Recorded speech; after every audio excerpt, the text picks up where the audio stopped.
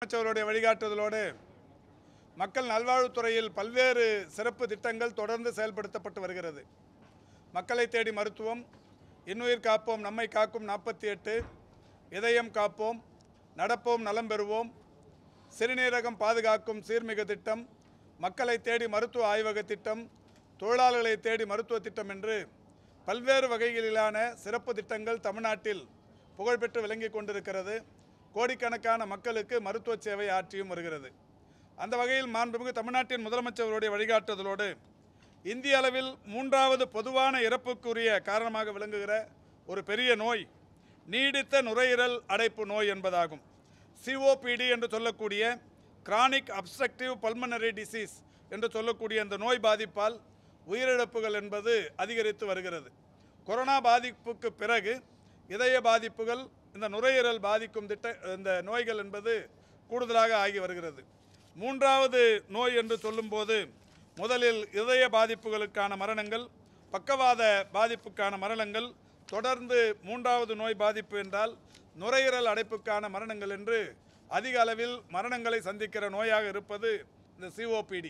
இந்த COPD என்கின்ற இந்த அதிக மரணங்களை சம்பவித்து கொண்டிருக்கின்ற இந்த நோய்க்கு முற்றுப்புள்ளி வைக்கிற வகையில் மக்களிடையே போதுமான அளவுக்கு விழிப்புணர்வை ஏற்படுத்துவதும், முதியவர்கள், நெடுங்காலம் புகைப்பிடிப்பவர்கள், நுரையீரல் தாக்கம் அதிகம் ஏற்பட இருக்கிற வாய்ப்புள்ள நபர்களுக்கு நுரையீரல் அடைப்பு நோயை கண்டறிந்து நோய் தாக்கம் குறைய வழிவகை செய்கிற ஒரு திட்டம் இன்றைக்கு தொடங்கி வைக்கப்பட்டிருக்கிறது. விழிப்புணர்வு ஏற்படுத்துவது மட்டுமல்லாது களப்பணியாளர்கள் மூலம் பொதுமக்களுக்கு நீடித்த நுரையீரல் அடைப்பு நோய்க்கான முக்கிய காரணிகளாக விளங்குகிற நெடுங்காலம் புகைப்பிடிக்கும் பழக்கம், காற்று மாசு, தொழில்சார் நோய் பாதிப்பு போன்றவைகள் குறித்த விழிப்புணர்வும் ஏற்படுத்தப்படவிருக்கிறது. எனவே இந்த திட்டத்தை இன்றைக்கு தொடங்கி வைத்திருக்கிறோம். அதேபோல் நிதிநிலை அறிக்கையில் அறிவித்த இன்னொரு சிறப்பான திட்டம் கொழுப்பு மிகு கல்லீரல் நோய். இதுவுமே கூட அதிக உயிரிழப்புகளை தருகிற ஒரு நோயாகும். எனவே இந்த கொழுப்பு மிகு கல்லீரல் நோய் குறித்த விழிப்புணர்வை மக்களுக்கு ஏற்படுத்தி ஆரம்ப நிலை பரிசோதனைகளை மேற்கொள்வது போன்ற பல்வேறு திட்டங்கள் இன்றைக்கு தொடங்கப்பட்டிருக்கிறது. இந்த கால வாழ்க்கை முறையில் ஏற்பட்டிருக்கிற மாற்றங்களினால் உலகெங்கும் சுமார் 30% மக்கள் கொழுப்புமிகு ஈரல் நோய் பாதிப்புகளுக்கு உள்ளாகிறார்கள்.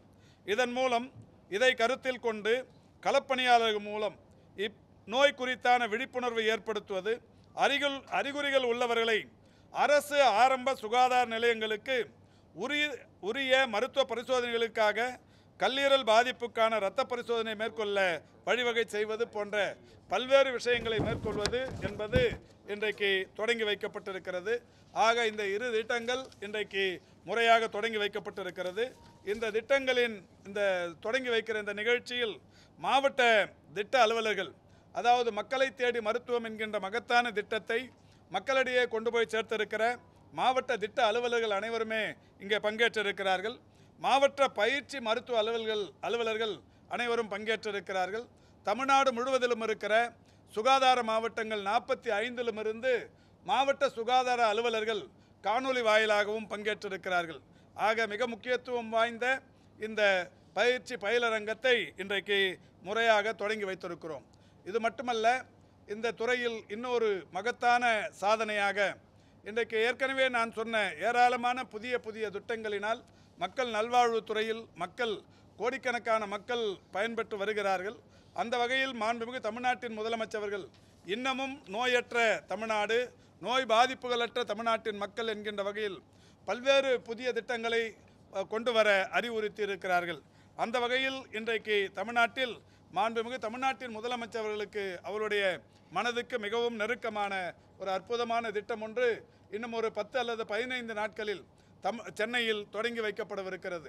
ஒரு சனிக்கிழமையில் சென்னையில் ஏதாவது ஒரு பெரிய அந்த பள்ளியில் இந்த திட்டம் தொடங்கி வைக்கப்படவிருக்கிறது.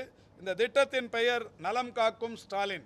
ஏற்கனவே மக்களை தேடி மருத்துவம், இன்னுயிர் காப்போம், இதயம் காப்போம், பாதம் பாதுகாப்போம் போன்ற பல்வேறு திட்டங்களின் வரிசைகளுக்கு இது முன்னோடி திட்டமாக நலம் காக்கும் ஸ்டாலின் என்கின்ற இந்த திட்டம் தொடங்கி வைக்கப்படுகிறது. இந்த திட்டத்தினால் பயன்பெறவிருப்பவர்கள் ஏராளமான பயன்களை பெறவிருக்கிறார்கள். பொதுவாக இன்றைக்கு முழு உடற் பரிசோதனை என்று தனியார் மற்றும் அரசு மருத்துவமனைகளுக்கு எங்கே சென்றாலும் பொருட்செலவாகும். ஆனால் பொருட்செலவு இல்லாமல் ஒரு முழு உடற் பரிசோதனைகள் அந்த அரசு மற்றும் தனியார் மருத்துவமனைகளின் சிறப்பு மருத்துவர்கள் சிறப்பு மருத்துவ வசதிகளோடு ஒரு பெரிய அரங்குகள் அமைக்கப்படவிருக்கிறது. அதில் பொது மருத்துவம், பொது அறுவை சிகிச்சை, எலும்பியல் மருத்துவம், மகப்பேறியல் மருத்துவம் மற்றும் மகளிர் மருத்துவம், குழந்தை மருத்துவம், இருதயவியல் மருத்துவம், நரம்பியல் மருத்துவம், தோல் மருத்துவம், பல் மருத்துவம், கண் மருத்துவம், காது மூக்கு தொண்டை மருத்துவம், மனநல மருத்துவம், இயன்முறை மருத்துவம், நுரையீரல் மருத்துவம், இந்திய முறை மருத்துவம் என்று பல்வேறு மருத்துவ முறைகள் இதில் ஒருங்கிணையவிருக்கிறது. இந்த மாஸ்டர் ஹெல்த் செக்கப் என்று சொல்லக்கூடிய அதாவது முழு உடற் பரிசோதனை மக்களை தேடி மக்கள் இருக்கும் இடங்களுக்கே தேடி சென்று இந்த பரிசோதனைகள் செய்யும் திட்டம் மிக விரைவில் தொடங்கப்படவிருக்கிறது. இந்த திட்டத்தில் இன்றைக்கு பயன்கள் என்பது இன்னமும் கூட அதிகரித்திருக்கிறது. அதாவது மாற்றுத்திறனாளிகளுக்கு அவருடைய மாற்றுத்திறன் சதவீதத்தை கண்டறிந்து சர்டிஃபிகேட் தருகிற ஒரு திட்டம் இந்த முகாம்களிலேயே நடைபெறவிருக்கிறது. புற்றுநோய்களுக்கான பரிசோதனையும் இந்த திட்டத்திலேயே நடைபெறவிருக்கிறது. முதலமைச்சரின் விரிவான இந்த காப்பீட்டு திட்டத்தில் இதுவரை தமிழ்நாட்டில் 1,44,00,000 மேற்பட்டவர்கள் பயன்பட்டு கொண்டிருக்கிறார்கள் என்றாலும் இன்னமும் புதிதாக தனி குடும்பங்கள் அமைத்து கொண்டவர்களுக்கு விரிவான மருத்துவ காப்பீட்டு திட்டத்தில் புதிய அட்டைகள் பெற வேண்டிய சூழல் இருக்கிறது. எனவே அவர்களுக்கு எங்கே புதிய அட்டைகளை பெறுவது, யார் தருவார்கள் என்கின்ற அந்த சந்தேகமெல்லாம் இருக்கிறது. இது தொடர்பாக ஏற்கனவே நாம் 100 இடங்களில் ஒரே நாளில் 100 முகாம்களை நடத்தி இருக்கிறோம். தொடர்ந்து முகாம்கள் நடத்தி தந்து கொண்டிருக்கிறோம் என்றாலும் இந்த காப்பீட்டு இந்த நலம் காக்கும் ஸ்டாலின் என்கின்ற இந்த மகத்தான திட்டத்தில் எல்லா இடங்களிலும் இந்த முதலமைச்சரின் விரிவான பாதுகாப்பு திட்டம் நடைமுறைக்கு வரவிருக்கிறது. அங்கே புதிய பயனாளர்களுக்கு அட்டைகளும் வழங்கப்படவிருக்கிறது. எனவே ஒருங்கிணைந்த சுகாதார முகாமாக இந்த முகாம் அமையவிருக்கிறது. நோய் கண்டறிதல், தொடர் சிகிச்சைகளை உறுதி செய்தல், நன்கு வரையறுக்கப்பட்ட பரிசோதனைகளை செய்தல், நோய் அறிதல் மற்றும் பரிந்துரைக்கு முன்னுரிமை என்கின்ற வகையிலான இந்த மகத்தான திட்டம் மிக விரைவில் சென்னையில் தொடங்கி வைக்கப்படவிருக்கிறது. அதற்கான அரசாணையை நேற்றைக்கு மாண்புமிகு தமிழ்நாட்டின் முதலமைச்சர்கள் வெளியிட்டு சிறப்பித்திருக்கிறார்கள். இந்த முகாமை பொறுத்தவரை வருகிற டிசம்பர் இறுதிக்குள் தமிழ்நாட்டில் 1256 இடங்களில் நடத்துவது என்று முடிவெடுக்கப்பட்டிருக்கிறது. அதாவது தமிழ்நாட்டில் இருக்கிற வட்டாரங்களின் எண்ணிக்கை 388, ஒவ்வொரு வட்டாரத்திற்கும் 3 வீதம் 1164 முகாம்களும், சென்னையை பொறுத்தவரை 15 மாநகராட்சி மண்டலங்கள் இருக்கிறது. மண்டலத்திற்கு 1 என்கின்ற வகையில் 15 முகாம்களும், தமிழ்நாட்டில் 10 லட்சத்திற்கும் மேற்பட்ட மக்கள் தொகை கொண்ட மாநகராட்சிகள் 5 இருக்கிறது. அந்த 5 மாநகராட்சிகளில் தலா 4 முகாம்களும், 10 லட்சத்திற்கும் குறைவாக 19 மாநகராட்சிகள் தமிழ்நாட்டில் இருக்கிறது. அந்த 19 மாநகராட்சிகள் தலா 3 முகாம்கள் வீதமும் ஒட்டுமொத்தமாக 1256 முகாம்கள் நடத்தப்படவிருக்கிறது. இந்த முகாம்கள் மிகப்பெரிய அளவில் மக்களுக்கு நலன் பயக்கும் முகாம்களாக இருக்கிற காரணத்தினால் இந்த திட்டத்தின் பெயர் நலம் காக்கும் ஸ்டாலின் என்கின்ற வகையில் இந்த திட்டம் மிக விரைவில் தமிழ்நாட்டு மக்களுக்கு பயன் தர வரவிருக்கிறது.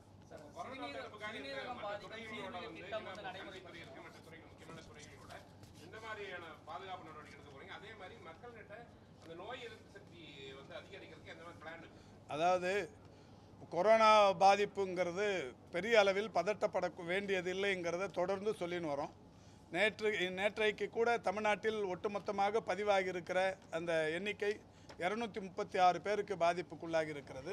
இந்த 236ங்கிறதும் ஒரு 3-4 நாள் சளி, தொண்டை வலி, இருமல், இந்த மாதிரி ஒரு காய்ச்சல், இந்த மாதிரி பாதிப்புகளோட குணமடைந்து விடுகிறார்கள். தொடர்ந்து இந்த பாதிப்புக்குள்ளானவர்களை அந்தந்த மாவட்டத்தில் இருக்கிற மாவட்ட சுகாதார அலுவலர்கள் கண்காணித்து கொண்டும் இருக்கிறார்கள். எனவே பெரிய அளவில் இதை பதட்டப்பட வேண்டியதில்லை. இன்னொன்று, நோய் எதிர்ப்பு சக்தி குறைவாக இருப்பவர்கள், வயது மூத்தவர்கள், இணை நோய் பாதிப்பு இருப்பவர்கள், இதய பாதிப்பு இருப்பவர்கள், சிறுநீரக பாதிப்பு இருப்பவர்கள், இது மாதிரியான பாதிப்பு மிகுந்தவர்கள் பொது இடங்களுக்கு போகிறப்ப ஆயிரக்கணக்கான நூற்றுக்கணக்கானவர்கள் கூடுகிற இடங்களுக்கு போகும்போது இந்த நோய் பாதிப்புள்ளவர்கள் யாராவது இருமினாலோ தும்மினாலோ அவர்களுடைய அந்த எச்சில் துகள் இவர்கள் மேலும் பட்டு இவர்களுக்கு அது வர வாய்ப்பு இருக்கிறது. எனவே தான் ஒன்றிய அரசின் சுகாதாரத்துறையின் சார்பில் ஒரு அறிவுறுத்தல் விடுக்கப்பட்டிருக்கிறது. இந்த மாதிரி பொது இடங்களுக்கு நோய் பாதிப்புள்ளவர்கள் போபவர்கள், கர்ப்பிணி தாய்மார்கள், வயதானவர்கள், நோய் எதிர்ப்பு சக்தி குறைவாக இருப்பவர்கள் போகிறவர்கள் முகக்கவசம் அணிந்து செல்வது நல்லது என்று அறிவுறுத்தப்பட்டிருக்கிறது. அதே தான் நாம் பலமுறை இது இன்றைக்கும் சொல்லிக் கொண்டிருக்கிறோம். இது மட்டுமல்ல, ஒட்டுமொத்தமாகவே 2019 இறுதி கொரோனா பாதிப்புக்கு பிறகு தனிமனித இடைவெளியை கடைபிடிப்பது, அடிக்கடி கைகளை கழுவிக்கொள்வது, இந்த மாதிரி சுத்தமாக இருப்பது என்பது நல்லது.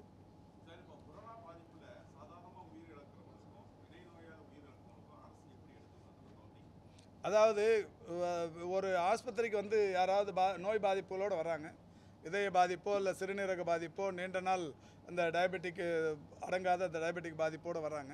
அது இறப்புக்குள்ளாகிற அந்த சூழலில் டெஸ்ட் எடுக்கிறப்ப தனியார் மருத்துவமனைகள் என்ன பண்ணுறாங்கன்னா, ஒரு டெஸ்ட்டு பேக்கேஜ் வந்து 12-15 வகையான டெஸ்ட் எடுக்கிறாங்க. அதில் கொரோனாவும் ஒன்று. இந்த கொரோனாங்கிற அந்த டெஸ்ட் பாதிப்பை பார்த்துட்டு அவங்க கொரோனா இறப்புங்கிற மாதிரி அறிவிச்சிடுறாங்க. அது இப்போது அனைவருக்குமே ஒரு அறிவுறுத்தல் வழங்கப்பட்டிருக்கிறது துறையின் சார். அதாவது கொரோனாவால் இறப்புங்கிறது வேற, இணை நோயினால் இயற்கையாக வந்து இறப்படைகிறவங்க இன்சிடென்டலாக டெத்து. பட் வேற கொரோனா டெத்துனா கொரோனாவினுடைய தாக்கத்தினால இறந்தவங்க. ஸோ அதனால அதை வந்து வி ஹாவ் டு டிஃப்ரென்ஷியேட்.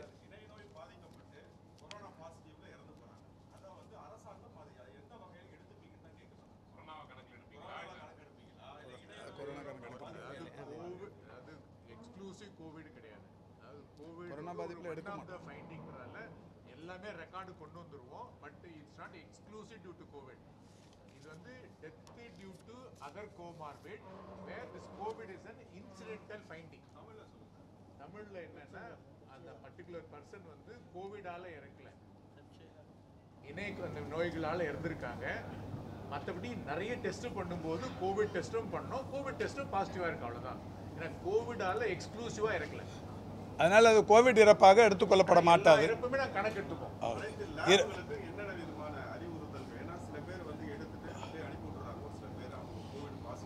இல்லை, கோவிட் பாசிட்டிவ் இருந்தால் பக்கத்தில் இருக்கிற அரசு மருத்துவமனைகளுக்கு அனுப்பி வைக்க வேண்டும் என்கின்ற அறிவுறுத்தல் சொல்லப்பட்டிருக்கிறது. இல்லை, ஒன்றும் இல்லை. இப்போ அந்த மாதிரி அந்த திட்டமும் இல்லை, அந்த அளவுக்கான சீரியஸ்னஸ் ஒன்றும் இல்லை. மருத்துவ திட்டம் நம்ம கொண்டு வந்ததுக்கு பிறகு கிட்டத்தட்ட 1 கோடிக்கு அதிகமான டெஸ்ட்லாம் பண்ணியிருக்கிறோம். ஆனால் 34,000 பேர் வந்து பாதிக்கப்பட்டிருக்காங்க. கிராமப்புறங்களில் அதிக அளவுக்கு பாதிப்பு இருக்குது. இப்போ அதனால தான் மாண்புமிகு முதல்வர் அவர்கள் வழிகாட்டுதலில் இந்த டயாலிசிஸ்ங்கிறது ஏற்கனவே இந்த மாநகர பகுதிகளில் மட்டும்தான் இருந்தது. இப்போ நகரப்பகுதிகளுக்கு எக்ஸ்டெண்ட் பண்ணியிருக்கோம். இந்த ஆட்சி வந்ததுக்கப்புறம் இந்த 4 வருடங்களில் பல்வேறு நகரங்கள்லையும் பண்ணியிருக்கிறோம். இப்போ கிராமங்களுக்குமே டயாலிசிஸுங்கிற மாதிரி அதாவது அப்கிரேடட் பிஹெச்சியில் லெவலில் ஒரு 50 இடங்களில் அந்த டயாலிசிஸ் எடுத்துகிட்டு போகிறோம். இந்த வருஷம் அதை தொடங்குகிறோம். அது தொடங்குறது மட்டும் இல்லை, டயாலிசிஸ் பேஷண்ட்டு வெளியிலேருந்து வந்து ட்ராவல் பண்ணி வந்து டயாலிசிஸ் பண்ணின்னு போகிறதுக்குள்ளே அவங்களுக்கு இந்த புரத சத்துள்ள உணவு இல்லாமல் போகிறதால பெரிய அளவில் பாதிப்புக்குள்ளாகிறாங்க. அதுவும் கூட இலவசமாக புரத சத்துள்ள உணவு கொடுக்கறதுக்கு ஒரு திட்டத்தை அறிவிச்சிருக்கிறோம். மிக விரைவில் அதெல்லாம் தொடங்க போகிறோம். எது இன்னும் அந்த லெவல் வரலைங்க, இன்னும் அந்த லெவல் வரல. நம்ம ஏன்னா தேவையில்லாத பதட்டத்தை நம்ம ஏற்படுத்த வேணாம். இந்தியா முழுக்க இன்னும் அது மாதிரி எதுவும் வரல. அதாவது ஒரு வீரியமிக்க கொரோனா இருந்தப்போ நீங்கள் சொல்கிறது ஒத்துக்கிற ஒரு விஷயம். இந்த கொரோனாவே இப்போ பல்வேறு உருமாற்றங்களை பெற்று இப்போ ஒமிக்ரான், இந்த ஒமிக்ரான்லேயே 100க்கும் மேற்பட்ட வகைகள், இப்போ ஆல்ஃபா, பீட்டா, டெல்டா ப்ளஸ், கம்மா, கப்பா, ஒமிக்ரான், இந்த மாதிரி ஏராளமான உருமாற்றங்களுக்கு பிறகு இப்போ ஒமிக்ரான். அந்த ஒமிக்ரானில் 100க்கும் மேற்பட்ட வைரஸு. இது வந்த உடனே நம்ம ஒரு 19 மாதிரிகளை பூனேயில் இருக்கிற வைராலஜி டிபார்ட்மெண்ட்டுக்கு அனுப்பி அங்கிருந்து பரிசோதனை பண்ணி ஒமிக்ரானில் இது ஒரு வகை இன்னும் நமக்கு ரிசல்ட் வந்திருக்கு. அதனால் இது உயிர் பாதிப்பை தரக்கூடிய ஒன்று அல்ல என்பதால் இதை அதை சொல்ல வேண்டிய அவசியம் இல்லை. அது அவங்க சொன்னாங்கன்னா பண்ணிவிடுவோம். அதை கைடன்ஸ் எல்லாமே ஒன்றிய அரசுலேருந்து